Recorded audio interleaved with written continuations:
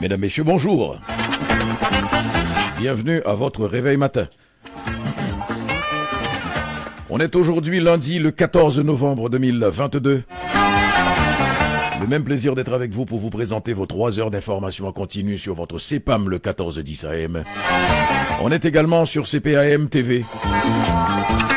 Bonjour, bonsoir, dépendant de l'endroit où vous nous écoutez, c'est le www.cpam1410.com.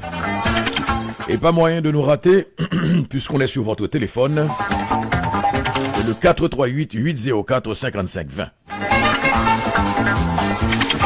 Junie Limage est avec nous en soutien technique et à la recherche pour ces 3 heures d'actualité.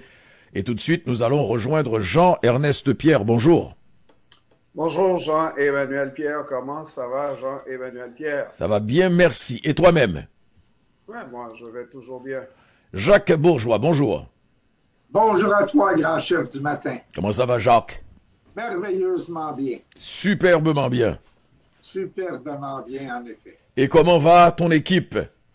Ah, mon équipe, elle se porte comme des champions. Parce que samedi, j'ai pas regardé les résultats.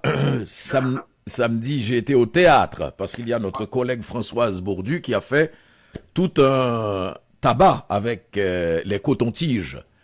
Elle a une troupe de personnes âgées, hein, les cotons-tiges aux cheveux blancs. C'est ça.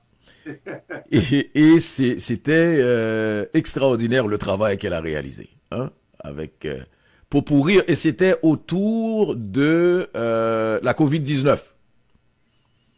Ah oui. La saison de la Covid-19. Combien ça a été difficile, etc., etc. Très beau travail, bravo Françoise. Alors, Jacques, comment le Canadien se porte? Le Canadien se porte bien, ça sent les séries. Ça sent Vraiment? Les séries et non la série. Ça sent la coupe. Pas tout à fait encore, mais on est sur le bon chemin. Mais on connaît Jean-Ernest. Je verrai ça de mon vivant. On connaît Jean-Ernest, Jacques aussi. Quand il dit ça sent la coupe, le C va se transformer très vite en S. Pour dire... C'est vrai, Jean-Emmanuel, si tu n'as pas suivi, moi j'ai entendu des bribes à une équipe qui tire de l'arrière face autrefois tu disais les Penguins. Les Penguins. 2 fois plutôt qu'une, et chaque fois qu'il revient et qu'il gagne en prolongation. Pour une petite équipe, c'est toute une petite équipe.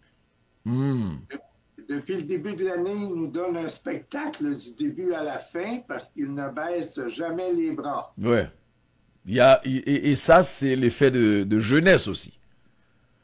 C'est l'effet de jeunesse. Ils n'ont pas les emmerdes. Ils n'ont pas les emmerdes et surtout beaucoup d'énergie. Les hyperactifs à cet âge. En tout cas, je ne sais pas. Absolument. Je ne sais pas. C'est peut-être aussi le fait qu'il y a eu des changements du tout au tout, de haut en bas. Parce que souvent, on va en bas seulement, on ne monte pas au 2e étage. Ouais. Là, il y a eu un brassage au 2e étage et c'est une autre dynamique parce que la jeunesse, des fois, c'est fou, hein? Mais cette fois-ci, là, on a l'impression qu'il y a de la contenance et puis du sérieux. Ça peut être quelque chose. En tout cas, Martin Saint-Louis aussi, son approche, il sait qu'il a affaire avec des ados, il a une approche pour ça. Ouais. Et si la tendance se maintient, comme dirait Jacques, on devrait au moins être en série. Au moins. Oui. Et je pense que la clé, c'est justement Martin. Ah oui, je crois, oui. Sa philosophie, sa façon de voir le jeu. C'est ça. Il nous a avoué après la partie, là, pour ceux qui ont suivi la conférence de presse, là, ou la mêlée de presse, je ne sais plus comment appeler ça, mais il nous a dit qu'on lui a fait part des statistiques du Canadien. On ne suit pas ça. C'est exact, exact. Et dans la chambre et puis, des joueurs. Ouais. puis, il y a sa manière, Jean-Ernest, de traiter les petits gens connaissant de la presse. Ouais. Tu sais, c'est-à-dire ceux qui viennent te dire ce qui aurait dû être fait, est-ce que tu n'aurais pas dû changer un tel... Lors de la conférence de presse, et il a dit, nous sommes en train de jouer. Laissez-les jouer, et puis il dit, on ne peut pas gagner non plus à tous les coups. On ne peut pas gagner à tous les coups, mais à tous les coups, on peut jouer pour Absolument, jusqu'au bout. On doit jouer pour gagner jusqu'au bout. Absolument. Et les statistiques vont s'accumuler par eux autres mêmes, on n'a rien à voir là-dedans. Et moi, j'avais aimé la réponse. Les statistiques disent que si, ça... Moi, mais les statistiques ne m'intéressent pas. On ne regarde pas ça. Voilà le raisonnement d'un vrai leader et non d'un gestionnaire d'équipe. Ouais, tu ne marches pas à coup... Tu ne marches pas à coup de 1, 2, 3, 4, 5, 6%. C'est ça. Et par sa méthode, il rend les gens meilleurs et les gens veulent être meilleurs, aiment être meilleurs. Donc, c'est pour ça qu'on a une équipe qui joue 60 minutes par match pour être les meilleurs. Jean-Ernest. Et ils vont finir par l'être. Appelle du pied de Jacques le goût du meilleur. Absolument. Allez, on fait le tour. On fait le petit tour à la circulation. Prudence dans la rue, sur la route.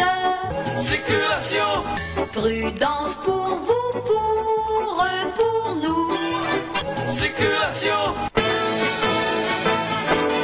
Soyez prudents. Alors, sur le réseau autoroutier de l'île de Montréal, comment ça se présente? Ce qui retient l'attention en ce moment, c'est la 13. La 13, on est déjà à hauteur de la 440 et c'est du complet. Du côté de l'autoroute des Laurentides, c'est depuis la rivière des Mille-Îles, mais c'est surtout à Montréal. À partir de Montréal, mais pas à Montréal en tant que tel, à partir de Laval, on va dire boulevard Saint-Martin, ça se resserre à Montréal, Salaberry, jusque vers la jonction avec la métropolitaine ou l'embranchement vers l'échangeur des Caries.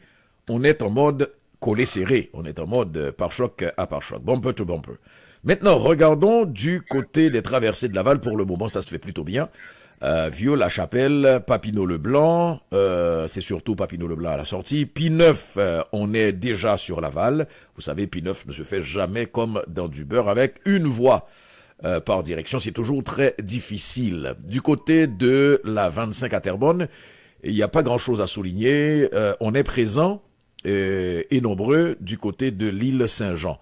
Maintenant, regardons la rive sud. Olivier Chabonneau est absolument recommandable parce que c'est toujours une alternative, parce que c'est un pont payant. Du côté de la rive sud, le tunnel Louis-Hippolyte-Lafontaine, au moment où nous vous parlons, c'est déjà 40 minutes selon le chronomètre à partir de l'échangeur en tant que tel. Et c'est très serré, Yves Prévost, pour le tunnel Louis-Hippolyte-Lafontaine en direction de la rive sud. Par contre, en direction de Montréal, ça se fait encore relativement bien. Maintenant, on regarde du côté de l'ouest, enfin, les autres traversées, en dehors du tunnel Louis-Hippolyte-Lafontaine, Champlain, Jacques-Cartier-Victoria, plutôt recommandable. On est nombreux, surtout très serrés sur le tablier du pont Jacques-Cartier. Et à la sortie aussi, c'est très difficile. Pour se rendre sur Jacques-Cartier par Papineau, oui, aussi, c'est beaucoup de monde à la messe. En ce moment, comme vous le savez, on est nombreux à prendre Jacques-Cartier comme alternative. Mercier, ça va être à la sortie de l'échangeur de Ville-Saint-Pierre et Champlain dans le secteur de l'île des Sœurs. La 20, la 520 pour le moment recommandable, il n'y a pas grand-chose à souligner. Tachereau, Gallipoli, l'Autoute également. Maintenant, le cœur de Montréal, Descaries, Bonaventure et Ville-Marie, il n'y a pas grand-chose à dire. 514-790-2726 si vous êtes témoin d'incident ou de retard quelconque. Prudence dans la rue, sur la route. Météo. Prudence pour vous, pour nous. Météo. Soyez prudents.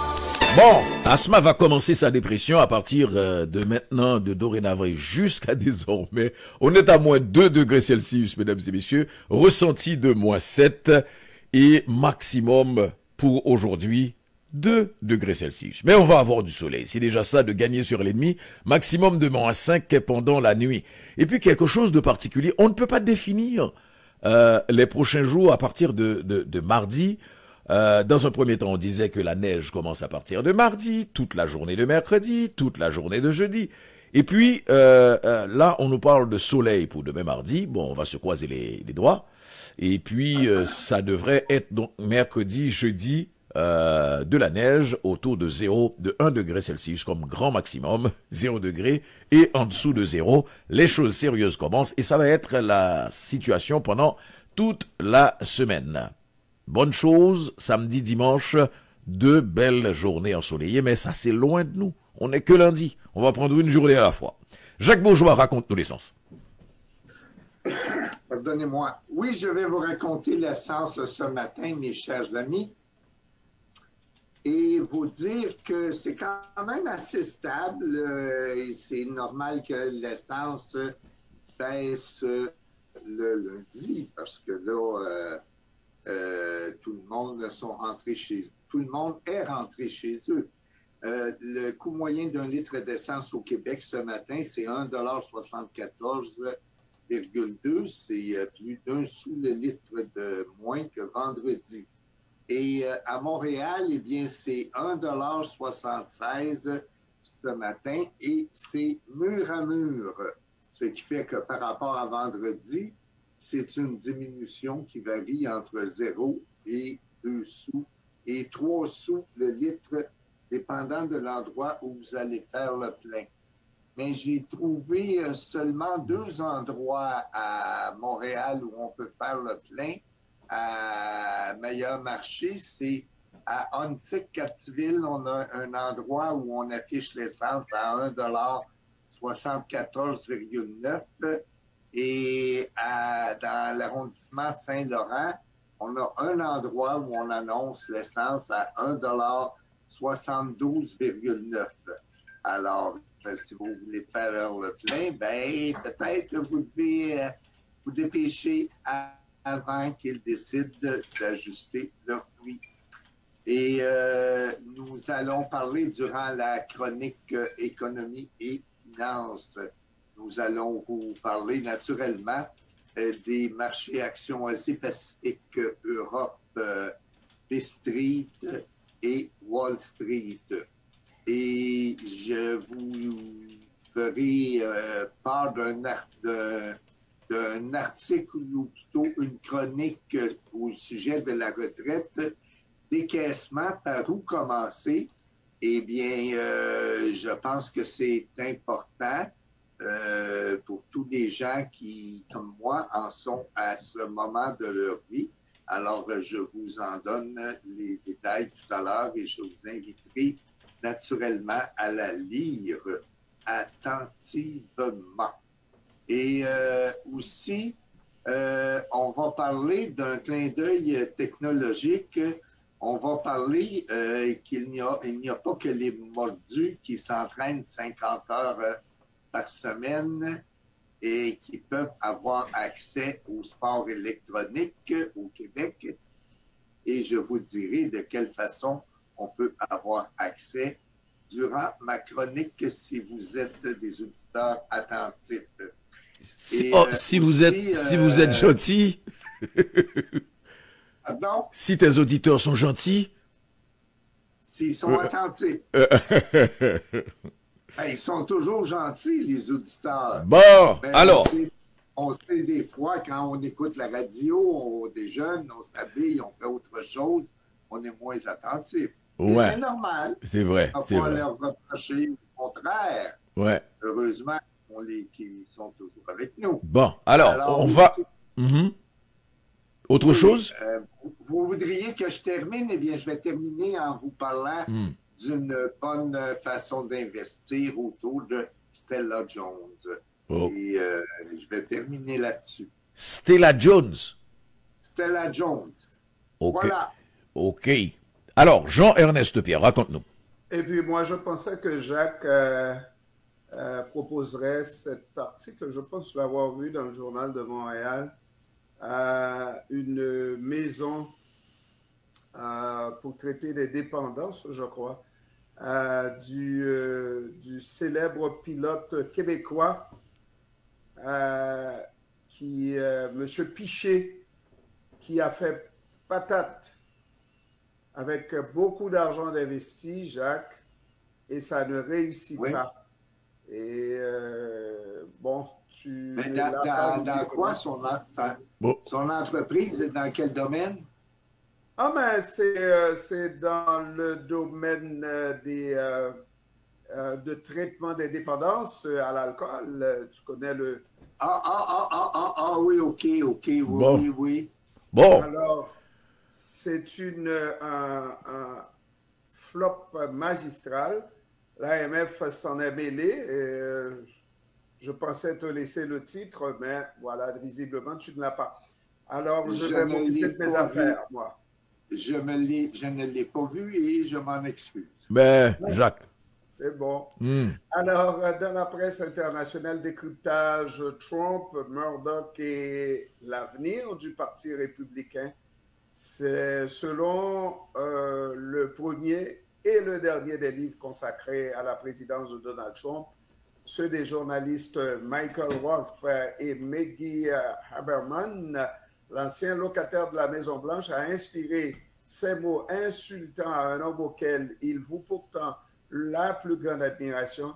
Il s'agit de Robert Murdoch, patron de l'empire médiatique News Corp, dont font partie Fox News, le Wall Street Journal et le New York Post. Alors, Jean-Emmanuel, tu vas lire l'article et tu vas savoir que c'est peut-être le début de la fin Bon, Rupert Murdoch, et du Trumpisme. Rupert Murdoch, Début de comme la Donald fin. Trump, c'est deux narcissiques.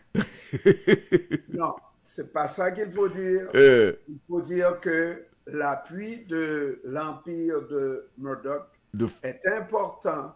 oui, Comme Fox News est important pour la, à pour, Donald pour Trump la propagande, pour garder l'empire, pour garder surtout le Trumpisme. le trumpisme vivant. Et c'est peut-être le début de la fin. Alors, Pas du Trumpisme, pas de Donald Trump.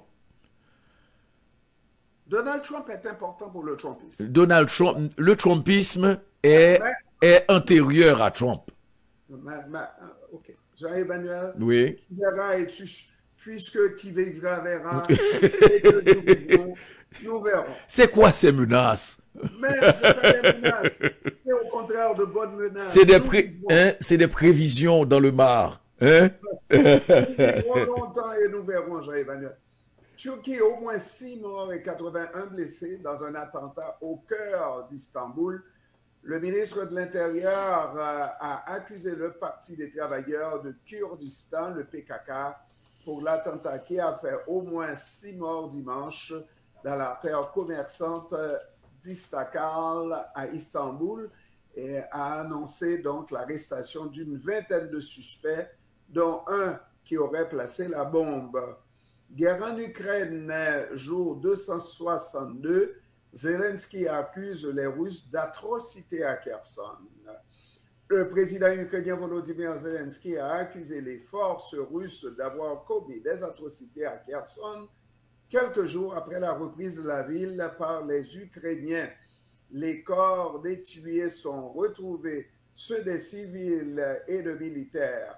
Dans la région de Kherson, l'armée russe a laissé derrière elle les mêmes atrocités que dans d'autres régions de notre pays où elle a pu entrer, a dit M. Zelensky dimanche soir lors de son allocution quotidienne. Il a ajouté que 400 crimes de guerre russes avaient été documentés sans préciser s'ils concernaient uniquement la région de Kherson.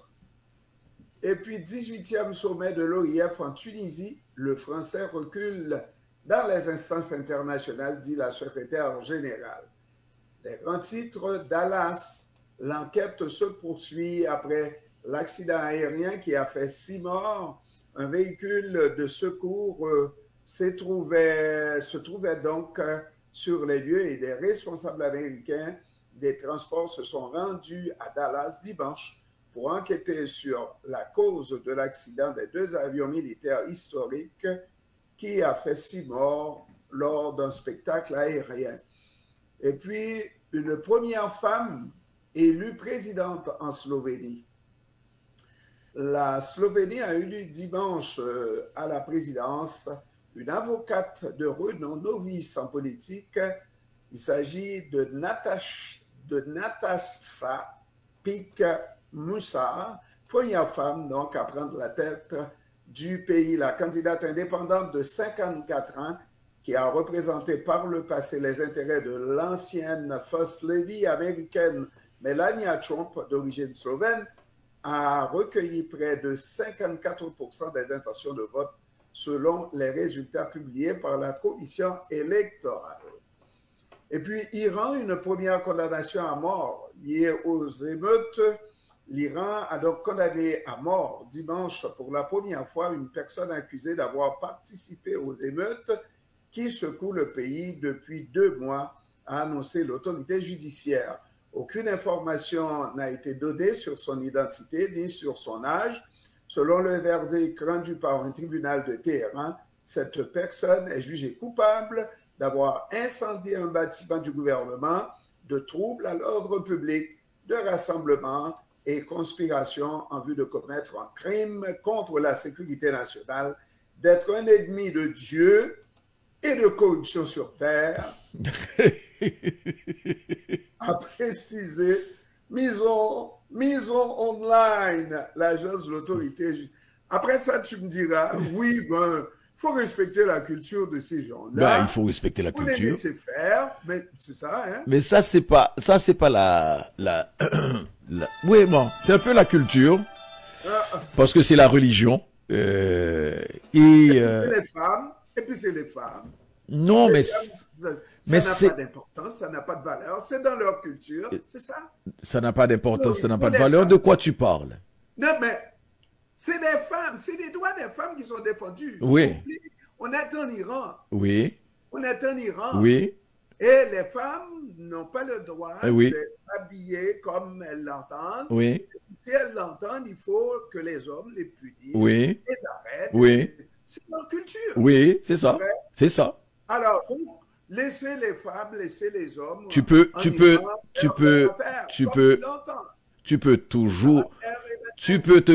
toujours dénoncer, mais c'est leur culture, comme on a dit. Et l'hypocrisie, Jacques, l'hypocrisie de l'Occident et de ceux qui s'excitent les poils de manière plastifiée, c'est que en même temps, quand il y est question d'intérêt, on y va. Pourquoi il y a une Coupe du Monde au Qatar, hein, Jacques? Et pour l'argent, Ben, merci. Alors, Jacques n'était pas là. Alors, Jean-Emmanuel. Oui, monsieur. Jean-Emmanuel, Oui, ce que tu fais là, oui, monsieur. c'est une bonne chose Hmm. pour la démocratie, pour l'Occident. Oui. Nous avons ce droit-là Tout le monde a le droit. d'ouvrir notre gueule Oui, oui, oui. et de dire que l'Occident est hypocrite. Bon, Que le président, le premier ministre Trudeau est hypocrite. Mm. Le président américain est hypocrite. Et puis nous sommes certains d'aller dormir et de nous réveiller, de continuer à critiquer pour le meilleur de ce système démocratique en Occident. mhm. Mais si tu es de l'autre côté, c'est pour ça que je te dis que c'est le meilleur des pires systèmes. Mhm. Parce que nous sommes capables, nous avons ce droit. Est-ce que tu peux arrêter de rire en sourdine, là? Je te regarde. Non, non, je ne ris pas en Rire sourdine. Non, non, non. Emmanuel, Mm-mm. en disant, mais il a raison.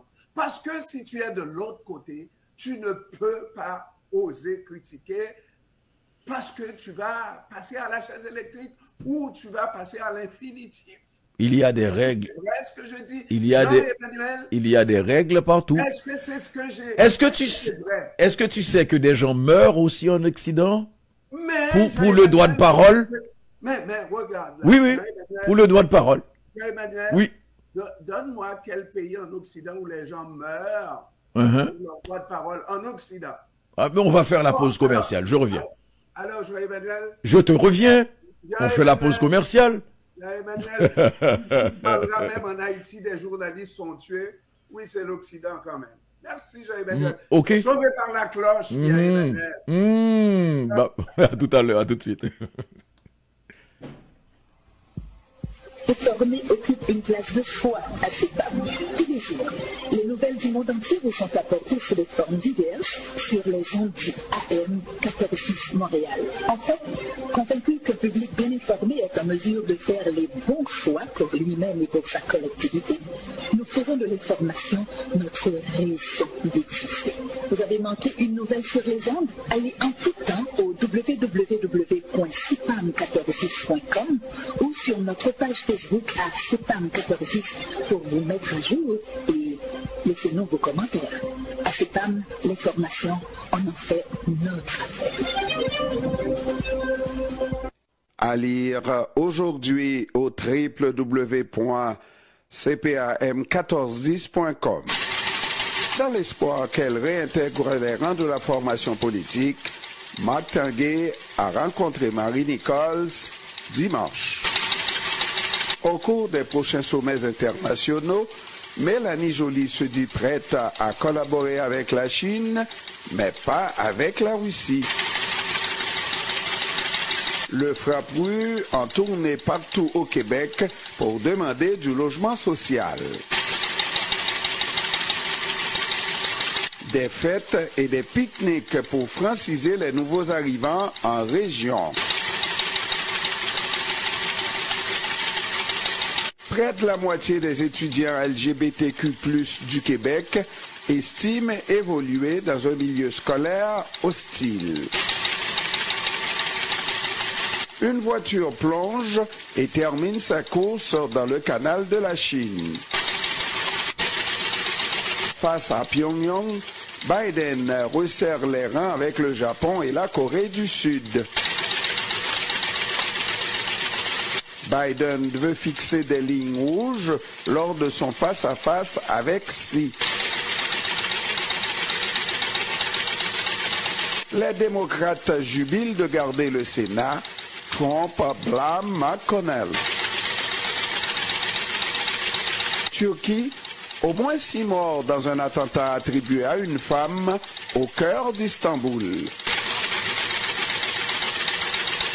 Ukraine, l'idéologue ultranationaliste russe Alexandre Douguine réaffirme son soutien à Poutine. Le groupe Digicel utilisera-t-il la situation d'Haïti pour justifier le défaut de paiement de sa dette de 925 millions à payer en mars prochain? Haïti demande d'assistance militaire. Le Bureau des avocats internationaux appelle la CARICOM à ne pas s'y impliquer. Haïti, des journalistes ont marché contre la brutalité policière. République dominicaine, 57 Haïtiens interpellés dans des hôtels à Elias Piña. Ces titres et bien d'autres à lire avec développement, images et vidéos à l'appui au www.cpam1410.com et n'oubliez pas de nous laisser vos commentaires. Merci. De nos jours, Internet a tout démocratisé, y compris notre façon de regarder la télévision dans le monde. C'est ainsi que CPAM TV a fait choix de ces chaînes qui nous ressemblent, dont une multitude haïtienne. Vous avez déjà la boîte. Prenez rendez-vous pour obtenir un essai gratuit de 24 heures. Vous n'avez pas la boîte? Achetez-la au coût de $100 et obtenez du coup un essai gratuit de 24 heures. Mais avant de nous appeler, d'abord, assurez-vous d'avoir à la maison un bon système Internet. 514-790-2726.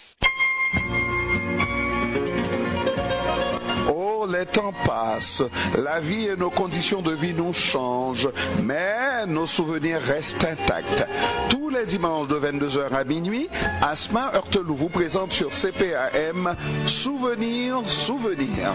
Les mélodies, les ballades, les hits de nos années de jeunesse suivent à un rythme effréné à cette émission et personne n'a le droit de nous déranger à ces rendez-vous privilégiés avec notre passé, notre histoire de vie.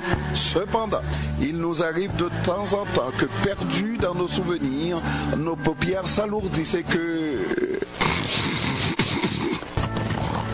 rien de bien grave puisque tous les matins, entre 3 et 5 heures, il y aura une reprise de Souvenirs. Dites-le à tous, les souvenirs ont la vie dure à CPAM, votre radio. Je caresse du bout de mes rêves, du bout de mes doigts, je dessine un secret. CPAM, radiounion.com, la seule radio ethnique d'expression française en Amérique du Nord, est à Montréal. 1410 AM.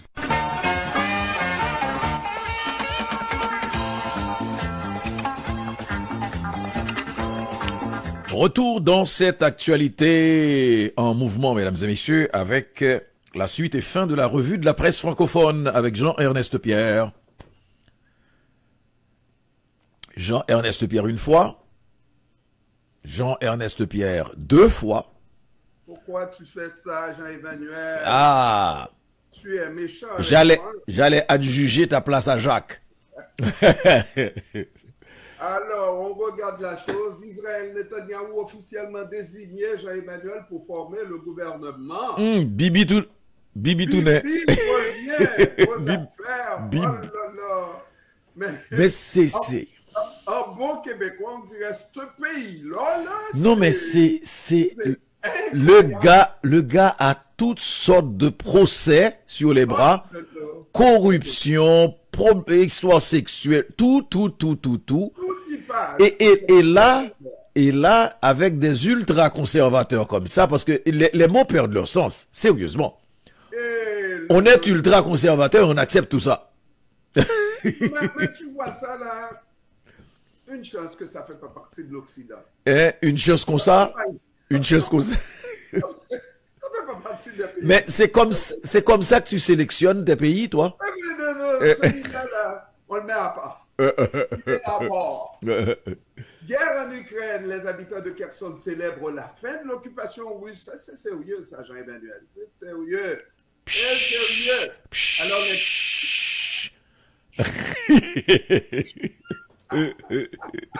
Jean-Emmanuel, on a du plaisir aujourd'hui. C'est pas possible. On se comprend.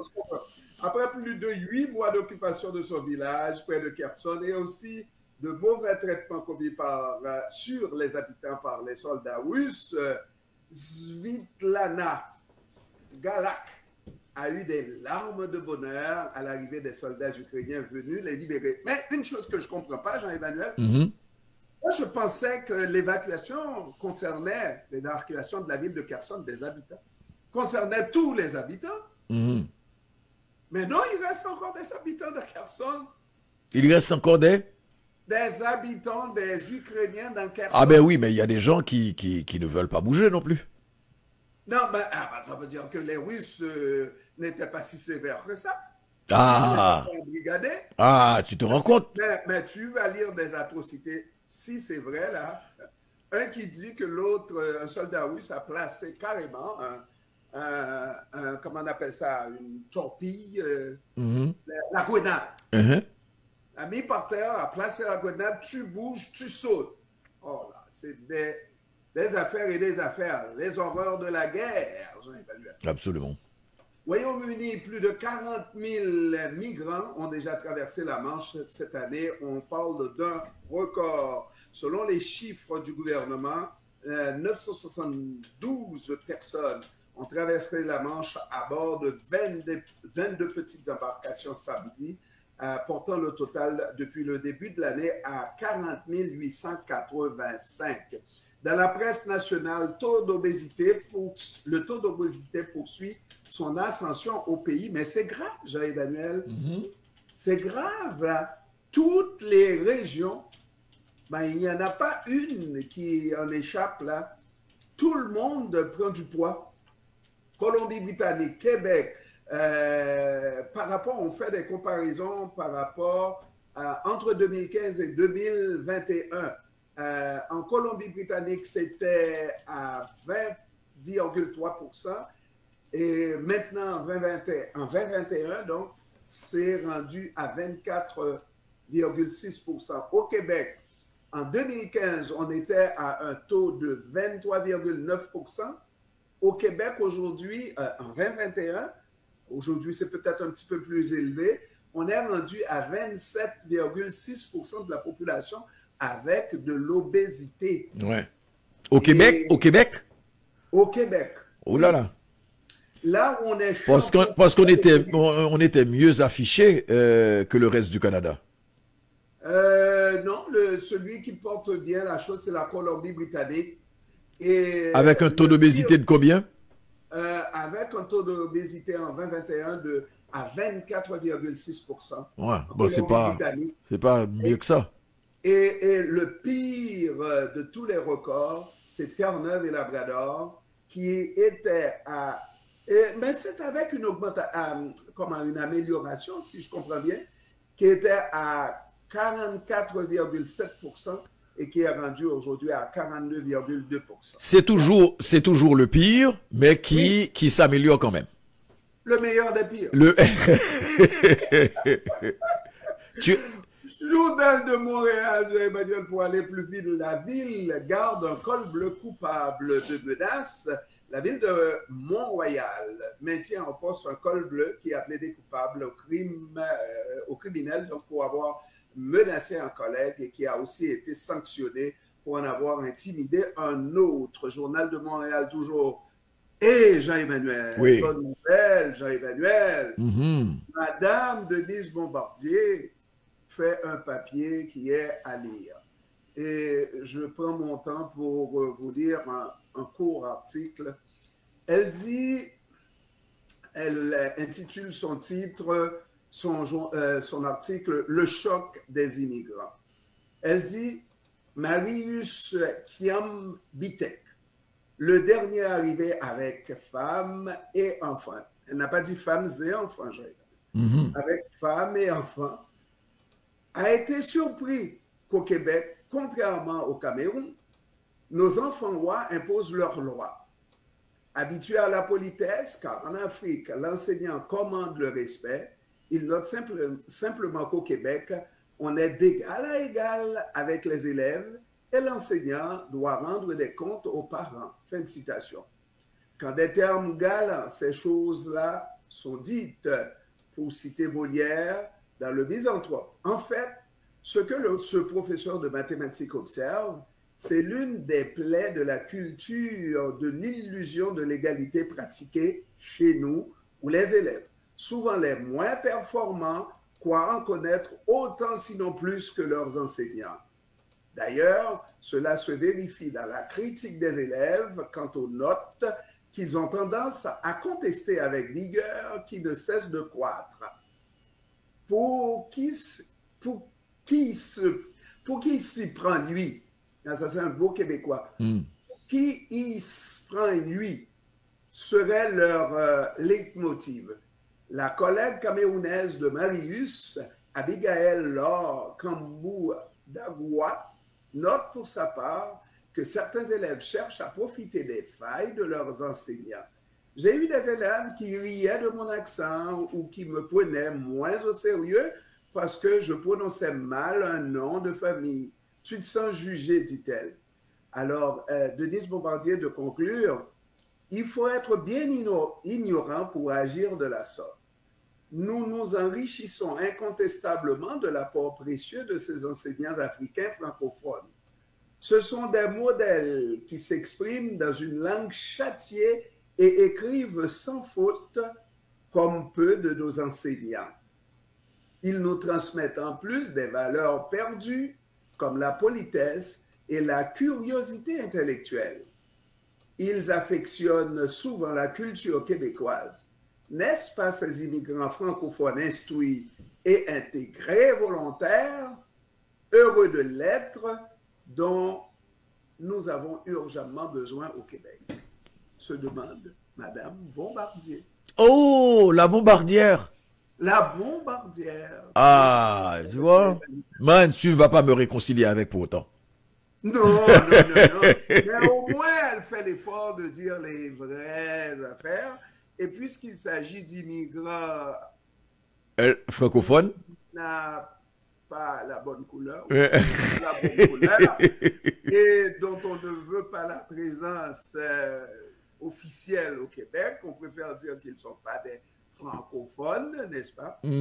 Son article est très juste. Maître Pierre, merci beaucoup. Jean-Ernest Pierre est avec nous tous les jours, mesdames et messieurs, pour passer l'actualité au crible fin avec experts, spécialistes, dirigeants, entrepreneurs, décideurs, influenceurs, habillés de retour, 16h, 18h et une belle équipe. Bye bye. Bye bye. Jacques Le Bourgeois, raconte-nous. Oui, et je vais vous raconter avec un grand plaisir ce matin ce qui se passe, ou ce qui s'est passé plutôt à la bourse de Tokyo. Alors, le Nikkei à la bourse de Tokyo a perdu 1,06% après la chute de 12,73% du poids lourd SoftBank, dont le fonds d'investissement technologique Vision Fund a publié une nouvelle perte trimestrielle. Et les bourses en Chine ont terminé en ordre dispersé, tiraillées entre l'augmentation des cas de COVID-19, l'ajustement des restrictions contre l'épidémie et des informations selon lesquelles les autorités ont défini un plan pour renforcer les liquides du secteur, pour renforcer les liquidités du secteur immobilier. Le SSE de Shanghai a cédé 0,1% et le CSI 300 des grandes capitalisations de Chine orientale, de Chine continentale, a avancé de 0,2%. L'indice du secteur immobilier a gagné 3,5%. Et les principales bourses européennes, eh bien, montent ce matin en début de séance, toujours soutenues par l'espoir d'une réserve fédérale moins restrictive qu'un responsable de la Banque centrale américaine a mis en garde contre un excès d'optimisme. À Paris, le CAC 40 gagne 0,05% à 6627 points. À Londres, le FTSE 100 perd 0,43% et à Francfort, le DAX avance de 0,45%. Pour ce qui est de la zone euro, eh bien, l'Eurostock 50 est en hausse de 0,41%.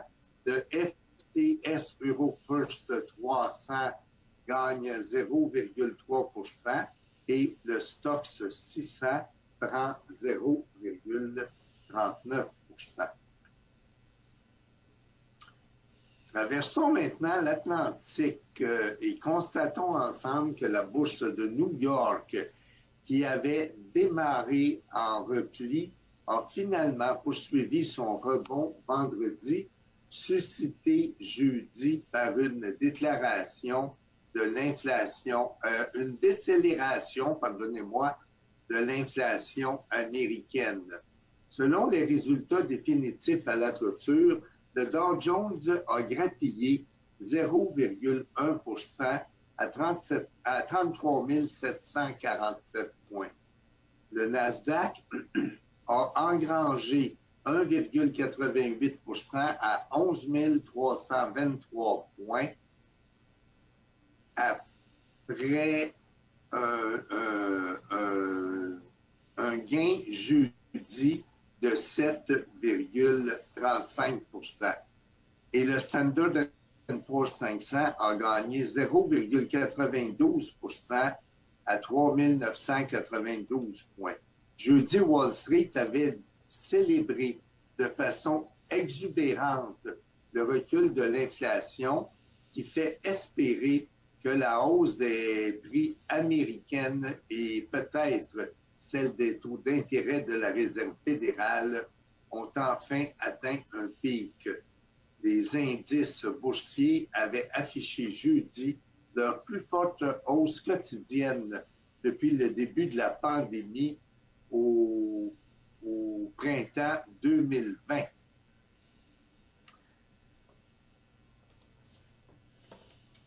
le marché obligataire est resté fermé en ce jour férié des anciens combattants et les rendements sur les bons du Trésor à 10 ans sont demeurés à 3,81 pour considérablement chuter dans le sillage de la lecture plus faible de l'inflation. Mais le statu quo obligataire n'a pas empêché le dollar de poursuivre sa plongée face aux principales monnaies. Et la bourse de Toronto a continué de grimper vendredi, s'emparant de plus de 120 points pour clôturer au-dessus de la barre des 200 points pour la première fois depuis le mois d'août, pendant que les grands indices américains ont avancé eux aussi. Alors, le Standard & Poor's TSX a pris 121 points à 20 111. Sur le marché des devises, le dollar canadien s'est négocié en baisse à 74,4 sous le 74,4 cents américains. À la bourse de matières premières de New York, le cours du pétrole brut s'est apprécié de 2,49 $ à 88,96 $ américains le baril. Le gaz naturel a reculé de 36 cents à 6,23 $ américains le million de BTU. L'or a gagné 15,70 $ à 1769,40 $ américains l'once et le cuivre a avancé de 16 cents à 3,91 $ américains la livre. Maintenant, si vous le voulez bien, parlons un peu économie et revenons chez nous, plus près de chez nous, particulièrement au Québec. Eh bien, évasion fiscale, plus de 56 millions dus à l'État depuis 11 ans. C'est ce qu'on peut lire dans la presse de ce matin sous la plume d'Hugo Jonca et de l'équipe d'enquête de la presse. Un homme d'affaires en faillite, condamné dans le passé pour retentissante affaire de manipulation boursière, dont des dizaines de millions de dollars à l'impôt depuis 11 ans, exilé fiscal quelque part dans les Caraïbes, Benoît Laliberté n'a jamais cessé de faire des affaires au Québec à la barbe de l'État, en utilisant un holding aux îles Vierges britanniques, des fiducies et son ex-conjointe. L'entrepreneur a déposé son bilan en 2011, 3 ans après sa condamnation. 41 infractions à la loi sur les valeurs mobilières en lien avec la manipulation du titre de la compagnie d'informatique JTEC. Le gouvernement ne lui réclamait pas moins de 56 millions en impôts, taxes et amendes sur 15 ans. Et un petit mot maintenant sur la retraite et les décaissements, par où recommencer. Quand l'heure de la retraite sonne et qu'on ne reçoit plus de salaire, c'est le moment d'envisager le décaissement de ces économies. Comment s'y prendre afin d'éviter les erreurs et ainsi favoriser une utilisation optimale des pécules qu'on aura mis toute sa vie, qu'on aura mis toute une vie à mettre de côté. Martin Lalonde, gestionnaire de portefeuille et président de Rivemont Investissement, propose quelques pistes à suivre. Je vous invite à lire cet article de Stéphane Champagne dans la presse électronique d'hier. Alors, c'est très, très, très intéressant pour les gens qui, comme moi, doivent gruger un peu sur le vieux gagné. Et l'armée américaine pourrait investir dans les projets canadiens, dans des projets miniers canadiens. En effet, l'armée américaine a discrètement lancé des appels d'offres pour des projets miniers canadiens qui sont à la recherche de financement public américain dans le cadre d'une importante initiative en matière de sécurité nationale. Le tout circonscrit dans ce qui devient une priorité toujours plus urgente pour le gouvernement américain, réduire la différence envers la Chine et en ce qui concerne les minéraux stratégiques. Ces derniers entrent dans la fabrication de toutes sortes de biens allant des appareils électroniques aux batteries, en passant par les voitures et les armements. La situation illustre aussi le fait que l'industrie minière canadienne se trouve au centre d'un gigantesque affrontement géopolitique que Ottawa vient tout juste d'expulser des sociétés d'État chinoises du secteur des minerais critiques et stratégiques, et les États-Unis envisagent maintenant de délier les cordons de leur propre bourse. Voilà, mes chers amis, ce qui met fin au résumé des principales nouvelles économiques et financières pour ce beau lundi matin. Merci. Qui sera ensoleillé. Oui, absolument. Chaque petite journée ensoleillée, il faut en profiter maintenant. Absolument, absolument, mais c'est le temps quand même de sortir nos bottes. Absolument, absolument. Nos manteaux à capuchon. Et il faut changer les pneus. Ah, c'est déjà fait, c'est déjà fait. Ouais, c'est déjà moi, fait. c'est pas encore fait et je m'inquiète. On se reparle mercredi. Et je sais pas encore fait et je m'inquiète. On se reparle mercredi. À mercredi, Jacques. Bye bye. Pardon? Je dis que c'est pas encore fait. Avec une autre victoire en poche. On espère. Bye bye. Salut.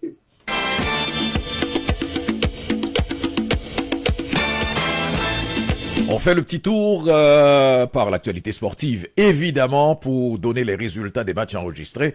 Dans la LNH, hier soir, les Stars de Dallas ont battu 5-1 les Flyers de Philadelphie. Victoire des Bruins de Boston, 5-2 contre les Canucks de Vancouver. Les Sharks de San Jose ont battu 3-2 le Wild du Minnesota. Les Rangers de New York ont battu 4-1 les Coyotes de l'Arizona.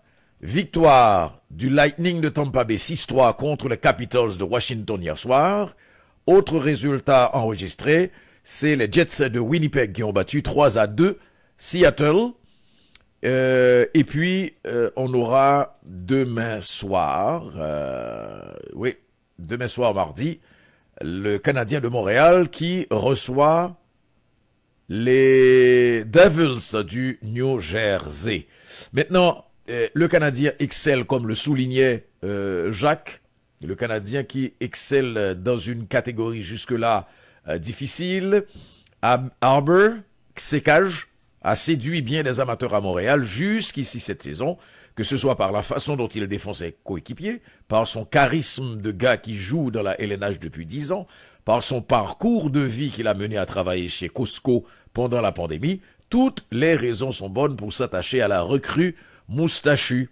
À ces raisons de l'apprécier, il faudra ajouter les perles qu'il sort en entrevue. Hein? Et donc c'est quelqu'un qu'on va suivre. On parlait donc de cette jeune génération de joueurs magnifiques qui donne un autre ton aux Canadiens de Montréal. Maintenant, regardons du côté du basketball. Pendant la fin de semaine, comment ça s'est passé? Il y a nos compatriotes d'origine haïtienne qu'on est en train de suivre, comme les performances de Bénédicte Mathurin chez les Raptors. 2 vedettes québécoises de la NBA croisaient le fer samedi soir. Et c'est Bénédicte Mathurin qui en est sorti gagnant. Mathurin a inscrit 15 points et a aidé les Pacers de l'Indiana à prendre la mesure de Chris Boucher, notre petit gars de Montréal-Nord, et des Raptors de Toronto. Donc, l'Indiana, les Pacers d'Indiana ont remporté le match 118-104 contre les Raptors de Toronto. Et puis, il y a tout ce débat sur l'antisémitisme de Kyrie Irving. Il n'est pas antisémite, le meneur suspendu Kyrie Irving.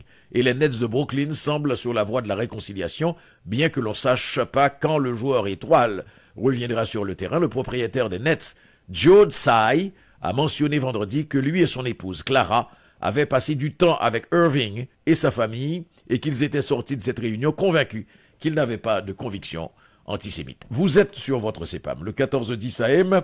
On fait le tour à la pause commerciale. De l'autre côté de cette pause, la suite de votre réveil matin.